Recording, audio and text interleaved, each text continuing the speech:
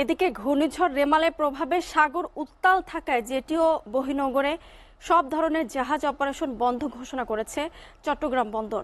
ক্ষয়ক্ষতি কমাতে ব্যাপক প্রস্তুতি নেয়ার পাশাপাশি নিজস্ব সতর্ক ব্যবস্থা অ্যালার্ট 3 জারি করা হয়েছে। ভোরে বন্দর ভবনে অনুষ্ঠিত বোর্ড সভায় এসব সিদ্ধান্ত নেওয়া হয়। এছাড়া বন্দর চ্যানেলে অবস্থান করা সব ধরনের লাইটার জাহাজকে শাহ আমানত সেতুর ওপারে চলে যেতে বলা হয়েছে। জেটিতে অবস্থানরত জাহাজগুলোকে পরবর্তী জোয়ারে ও বহির্নোঙরে থাকা মাদার ভেসেলগুলোকে কুতুবদিয়ার পারে গভীর সাগরে ডাবল ইঞ্জিন চালু করে একটি থেকে আরেকটি নিরাপদ দূরত্ব বজায় রেখে সতর্কতার সাথে অবস্থান করতে বলা হয়েছে।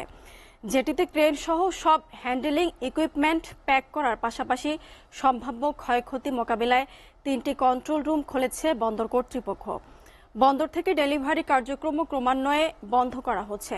আবহাওয়া অধিদপ্তরের সতর্ক সংকেতের ভিত্তিতে বন্দর কর্তৃপক্ষ বন্দর চ্যানেল, জাহাজ, jetty, yard, shed, handling equipment নিরাপদ রাখতে প্রয়োজনীয় ব্যবস্থা নিয়েছে বলে জানিয়েছেন বন্দর কর্তৃপক্ষ।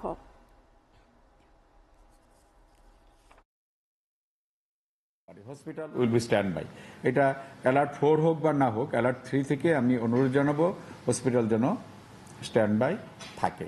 সর্বোচ্চ লেভেলের প্রচেষ্টা এবং প্রস্তুতি থাকতে হবে।